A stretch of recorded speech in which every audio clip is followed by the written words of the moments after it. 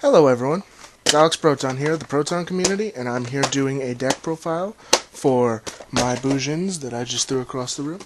This top 3'd at my locals, so I thought I'd do a deck profile, show you what I had and how it worked.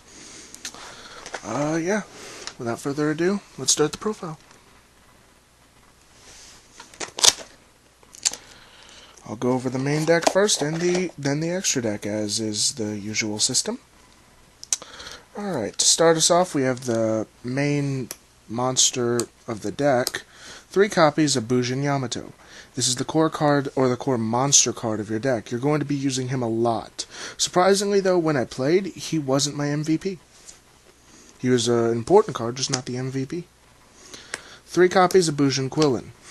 This card, when it's in your graveyard, you banish it to destroy a card on the field. It was my most important graveyard card aside from Turtle. Next, you want to run 3 copies of the archetypes Honest. You want Bujin Crane. When your opponent's monster attacks, you pitch this to the graveyard, double your Bujin Beast Warrior's attack. Make Yamato 3600. Good luck, Blue Eyes. 3 copies of Bujin Turtle. This is so your monster cannot be targeted by card effects. When let's say Yamato would be tried to hit by a D-Prison, you banish this card, good luck. Only 1 copy of Bujin Mikazuchi. I like the card, but I don't want 2 copies. I surprisingly did use him a couple of times, but he wasn't as useful as I thought he would be. So, only 1 copy. A copy of Honest, because when you can run 4 copies of Honest, you should. A copy of Brotherhood of the Firefist Bear, because searching out Tenki is fun. An Effect Veiler, and a Max C. And that's it for the monster lineup. Moving along to the spells. 2 copies of Pot of Duality, because this deck doesn't always special summon. 2 copies of MST, because back row can bite me. 2 copies of Tenki, because sometimes you need to search out Yamato, or sometimes you need to search out Mikazuchi when you've run out of Yamatos, because that happens. 2 copies of Forbidden Lance, when you don't want your monster to get destroyed. A Bujin Carnation, a Book of Moon, a Foolish Burial, and a Dark Hole, because the staple cards in this deck are really safety. This card saved me. Bujin Carnation. When your opponent has a monster and you don't, special summon a banished Bujin and a Bujin in your graveyard. You would be surprised at how useful that was. Now along to the traps. 2 copies of Mirror Force, because Mirror Force. 2 copies of Call of the Haunted, because I want to stop all the back row, or I want to stop all the attacks, I should say. And I need to recover monsters, because you'd be surprised how many times I've had someone drop a Dark Hole on me and then a Mirror Force, and I've been up a creek without a Yamato. 2 copies of Dimensional Prison, because banishment's fun. 2 copies of Fiendish Chain, because lockdown is better. A copy of Bottomless Trap Hole, because every special summoned monster in the book can bite me. A Compulse. A Torrential. Dead Secret. And a Solemn Warning. All of those are self-explanatory. And that is the main deck. And now we're moving on to the extra deck, where you will actually get to see the MVP. And he is the first card. You're going to want to run 3 copies of Bujin Susanoo. This card was the MVP of my deck. I found out real quick that when you can't draw into Yamato, this card is the next best thing. He searches out a Bujin just like Yamato, only he does it on the main phase, and he can hit every monster once. Just having 2400 attack, I know he can't do much damage, but you put a Crane in his hand, oh, he can do a lot with Crane. Now for the endurance. 2 copies of Bujin Kagutsuchi, why it's a good idea to run a Mikazuchi and a Bear, because this card just requires 2 level 4 Beast Warriors. And you mill the top 5 cards of your deck, and for every Bujin card, this card gains 100 attack. And on the opening, he's got 2500 and 2000 defense, so he was the next best thing for the deck. 2 copies of Brotherhood of the Firefist Tiger King. because I found that summoning this card was good when my opponent had a monster on the field that I didn't want their effects to go off, like Blue Eyes Maiden or Ophion, or no, not Ophion, Bahamut. I don't want their effects to go off, so I'll just negate them and plus a Tenki, or plus, yeah, just plus a Tenki.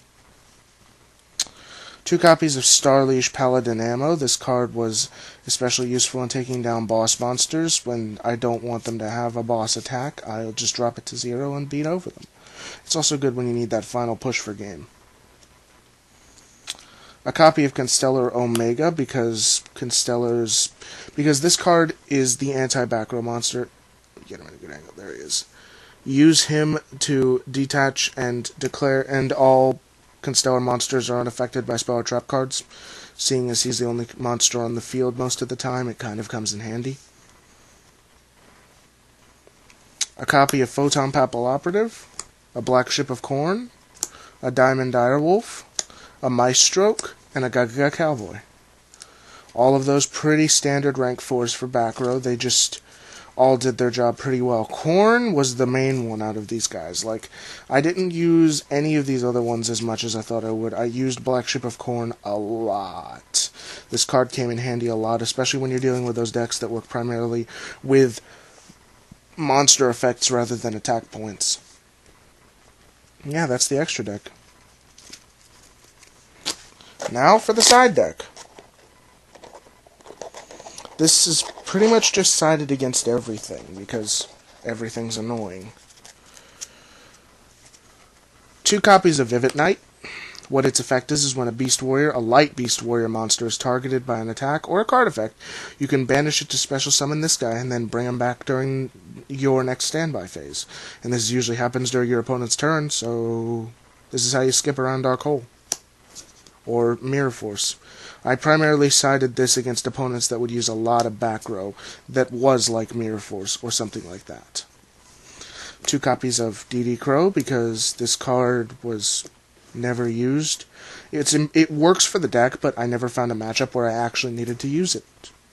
Funny, considering now that I think about it, there were situations where I should have used it. A single copy of Droll and Lockbird, because when I run against dragons, I don't like them plussing, unless I can plus, so Droll and Lockbird. A single copy of Flying Sea, primarily for those decks that are just spamming XYZs, so I can just be like, no. 3 copies of Prohibition, because decks nowadays have that single monster that they need for every effect to go off. So I declare that one monster, and then I play another one and declare Mystical Space Typhoon, and they are up a creek without a paddle. Also an extremely important card against Dragon Rulers, because Draco Sack will never happen with it. 2 copies of Black Garden, because the Black Garden OTK does not work, but stalling your opponent out by making them plus tokens on my side of the field does. And having their attack while leaving Yamato at 1800 is pretty good. A single copy of Kaiser Coliseum. It's a good card, but it's not the main card. 2 copies of Royal Decree. This is Trap Stun. It needs to be Royal Decree. 2 copies of Royal Decree. And a single copy of Imperial Iron Wall. The only side deck card in the deck that I didn't have for the tournament. I wish I did. I didn't get it, but luckily I didn't fight any E-Drag players. I fought 2 Chainburn players. 2 Chainburn players. I fought 2 Chains. And let's see, what were my matchups? I fought 2 Chainburn players, 1 Scrap Mechalord player. I didn't like the deck that much.